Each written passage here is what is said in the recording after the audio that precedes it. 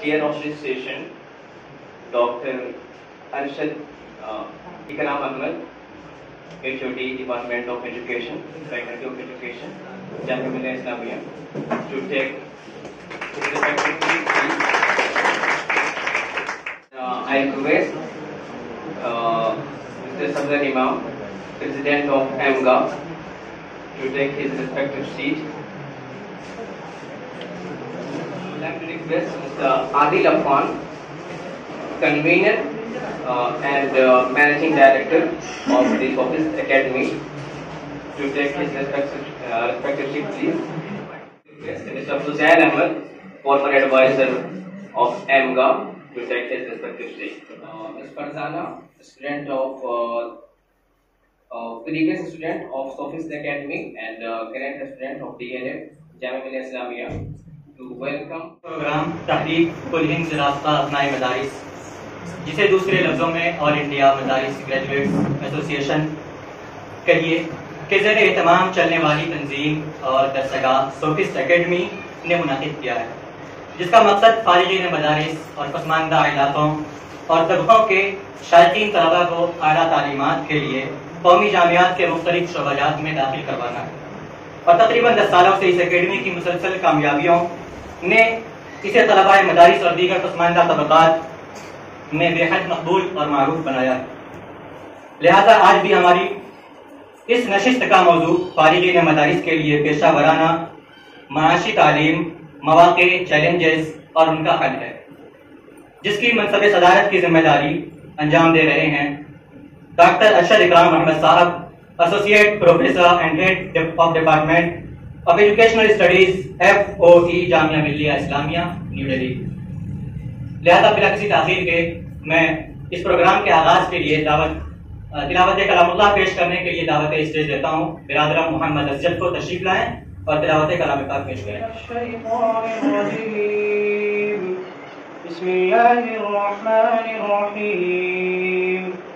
وجاءوا على قميصه بدم كذب قال بل سولت لكم أنفسكم أمرا فصبر جميل والله المستعان على ما تصفون.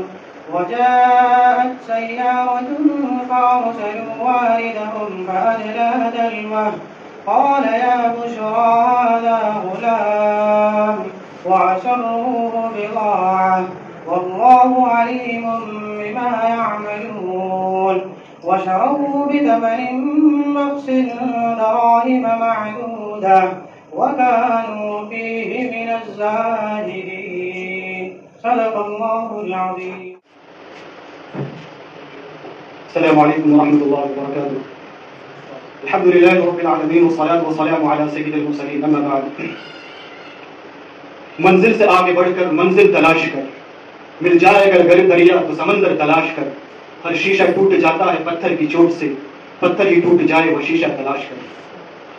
मुअज़्ज़ज़ सामीईन किराम, उस्ताद मुहतरम सदर जलसा डॉक्टर अरशद इकराम अहमद साहब, हमारे कलीग भाई फुज़ैल और हमारे AMGA के सदर भाई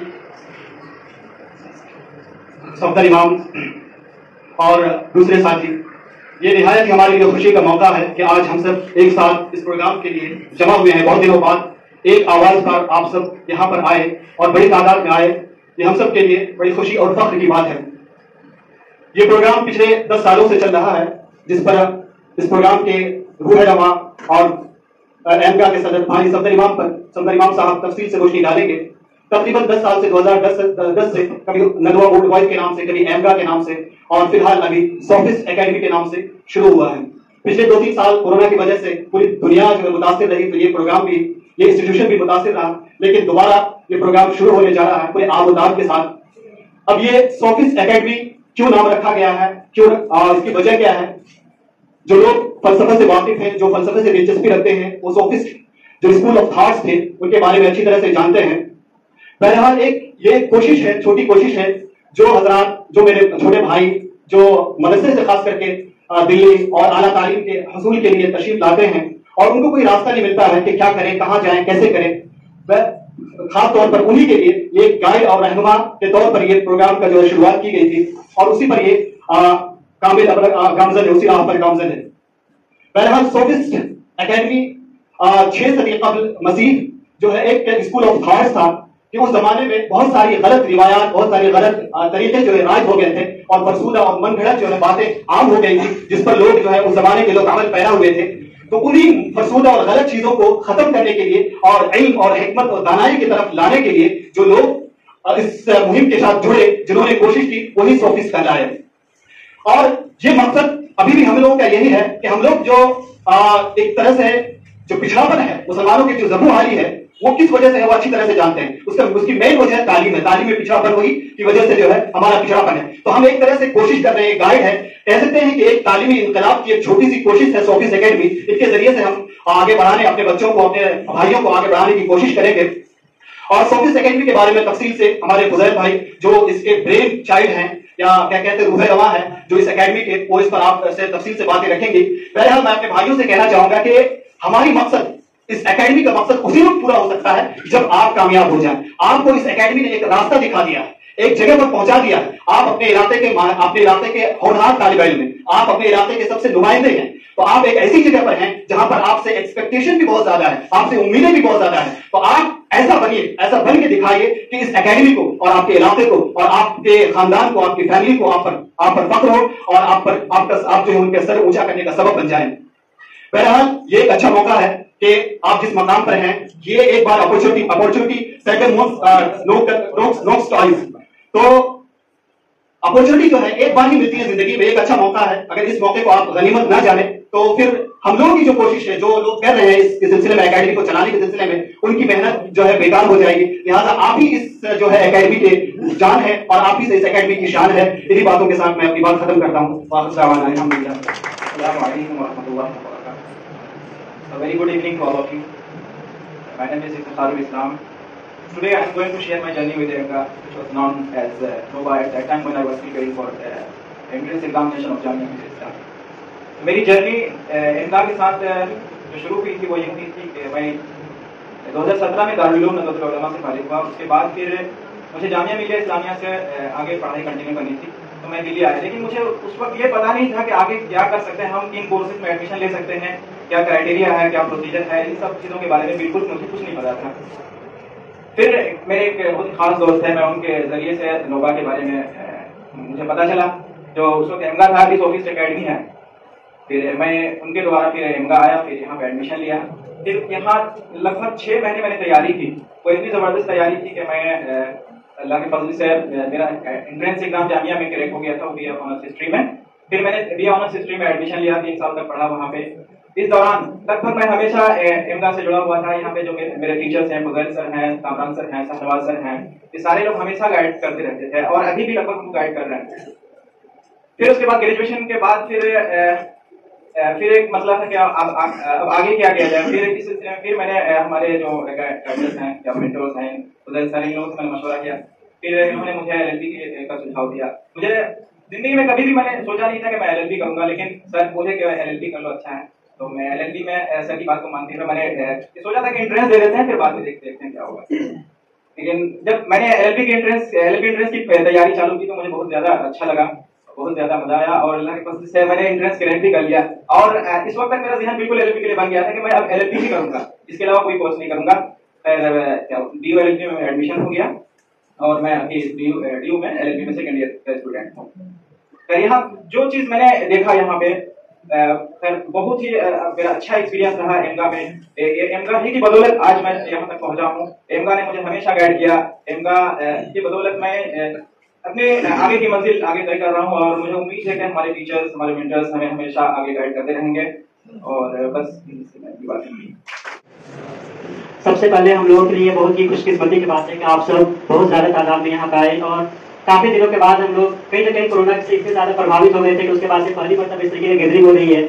हम आप सबका बहुत ज्यादा इस्तेमाल करते हैं और सबसे ज्यादा खुशनसीबी की बात यह है कि अरशद इकराम सर हम सब के सामने यहाँ पे मौजूद है और अरशद इकराम सर का आना हम सब के लिए बाइस फख्र की बात है, क्योंकि अरशद सर ने मैं उनका एक यहाँ पर अगर हम बात करते हैं कि तालिब इल्म से मैंने पढ़ा है तो सोशियोलॉजी ऑफ एजुकेशन और एकेडमिक राइटिंग अरशद सर ने पढ़ाया है।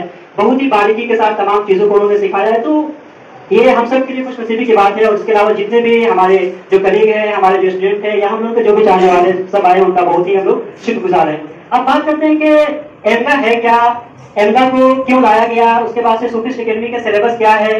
जो मदरसा के बच्चे आते हैं कहीं ना कहीं बहुत ज्यादा मालूमी के शिकार हो जाते हैं, ये इंफीरियर कम्प्लेक्स के शिकार हो जाते हैं कि क्या हम मदरसा से आए हुए हैं तो क्या हम उन चीजों को कर सकते हैं या नहीं कर सकते हैं। हम एक मदरसे से पढ़कर जाते हैं तो क्या जो कन्वेंट्स आते हैं उनको हम सरपास कर सकते हैं या नहीं कर सकते हैं। ये इंफीरियर या एहसास कमजोरी के शिकार में जो हमें मुब्तला होते हैं उसे सबसे पहले हमें निकालना होगा। और हम सब के सामने बहुत सारे स्टूडेंट ऐसे मौजूद हैं जो ये बना हुआ था कि हाँ वो बच्चे मदरसा के बच्चे कुछ नहीं कर सकते, मदरसा के बच्चे हर फील्ड में जाकर बहुत बेहतरीन काम कर रहे हैं और कल हमारा अंजाम दे रहे हैं। बात करता हूँ कि अगर आप सोफिस्ट को ज्वाइन करना चाहते हैं तो उसे क्या क्या एडवांटेजेस है, क्या क्या बेनिफिट है, क्योंकि यहाँ पे अक्सर 90% जो स्टूडेंट है वो सबके सब मदरसा बैकग्राउंड से हैं। तो सबसे पहले हमें यह जानना होता है कि जो मदरसा बैकग्राउंड के जो स्टूडेंट होते हैं उनकी कमियां क्या होती है, कहाँ पे वो लैक करते हैं, उनका वीकनेस क्या है, उनका स्ट्रेंथ क्या है।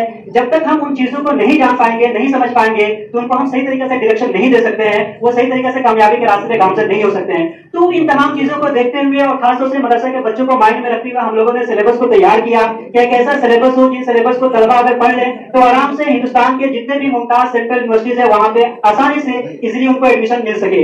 इसी को लेकर अगर हम बात करते हैं सिलेबस को, तो सिलेबस में बेसिकली यहाँ पे जो पढ़ाई जाती है, आपके सामने खुजैल भाई है, शाहनवाज भाई है, सफदर भाई है, मैं हूँ, और उसी के साथ साथ इरफान सर भी हैं जो आपको मैथ और रीजनिंग पढ़ाएंगे, शाहनवाज सर जो आपको इंग्लिश पढ़ाएंगे, मैं हिस्ट्री है, उसी के साथ साथ करंट अफेयर्स है, इसी के साथ साथ मिसलेनियस जीके जितना भी है उसको मैं डील करता हूँ।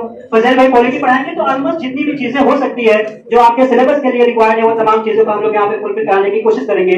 और उसी के साथ साथ एक चीज जो हमें और आप सबको समझना है कि अगर आप यहाँ पे आ रहे हैं तो सिर्फ एक स्टूडेंट का हैसियत से हम लोग आपके साथ बिहेव नहीं करते हैं, बर्ताव नहीं करते हैं, बल्कि हम आपके लिए एक आइडिया के तौर पर फजल भाई या जो भी लोग हैं आपको जहां पे भी गाइडेंस और काउंसलिंग की जरूरत पड़ती है उसके लिए भी हम लोग हमेशा तैयार रहते हैं। क्योंकि बच्चे बहुत ज्यादा कंफ्यूज रहते हैं कि मैं मदरसा से जब आया हूँ तो हमें क्या करना चाहिए, क्या नहीं करना चाहिए। उनका कोई प्लान नहीं होता है कि जहां पे जैसे मन करे हम वहां पे जाके एडमिशन ले लें। तो आपको ये बिल्कुल भी नहीं करना है, बल्कि एक फिक्स प्लान करें, एक आपका हदफ हो और उस हदफ को पाने के लिए आपको जितना बेहतर तरीका से हो सके मेहनत करिए और इंशाल्लाह अगर आप कोशिश करेंगे तो हदफ आप आसानी से पा लेंगे। जैसा कि आपने इफ्तिखार यहाँ पे बात की है, इसी के साथ साथ सब लोग हैं, सब आएंगे, फीडबैक भी अपना देंगे तो आपको पता चलेगा। तो मैं आप सबसे ये गुजारिश करता हूँ कि 1 नवंबर से हम लोग सोफिस्ट एकेडमी के क्लासेस को फिर से शुरू कर रहे हैं। जो भी हो जो कहीं ना कहीं सेंट्रल यूनिवर्सिटी का ख्वाब देखते हैं तो आप ये मैसेज उन तक कन्वे करिए कि वो सब आए और एकदम बेहतरीन एनवायरमेंट में आए और फायदा उठाए। क्योंकि हम लोग का यहाँ पे सिलेबस जो है वो आपके लिए काफी ज्यादा यूजफुल है, जो बच्चे यहाँ से पढ़े उनको पता ही है। और साथ ही साथ हम लोग जो है वीकली यहाँ पे टेस्ट कराते हैं, फिर मंथली भी टेस्ट होता है और उसी के साथ साथ एक्स्ट्रा करिकुलर एक्टिविटीज भी कराते हैं ताकि जब आप यहाँ से